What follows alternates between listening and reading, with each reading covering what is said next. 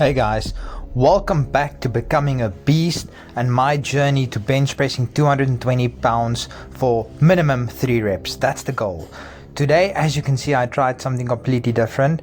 I tried to go for the slingshot, and as you can see with the first rep, first set should I rather say, I was still kind of getting used to it. So I wasn't going down all the way to the chest, but I got used to it, I believe. The slingshot, some people believe it can add 10 to 20% to your bench.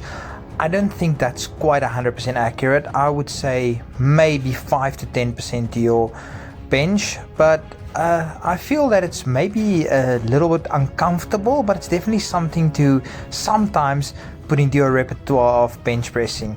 The second set, I think I had it way too low down on my shoulders.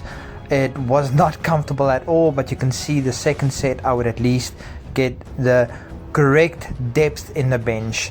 Usually the 70 kilogram I'm only comfortable doing maybe 5, maybe 6. Yeah, I was a little bit more comfortable, but I think the slingshot was too low, so it wasn't really compressing my arms as much as it should. Last time I had a video where I wasn't on the machine, the 80 kilogram I could only do 3 reps. So today this was the test to see if the slingshot actually makes a difference. So let's see. That's not as deep as I should go, but I think it's a decent rep. It's not great, but that's 3. There we go, that's 4. Let's see if I got another one. That's 5. And one more for good measure, 6. Double the amount of reps. And last set, you can see here I am absolutely spent.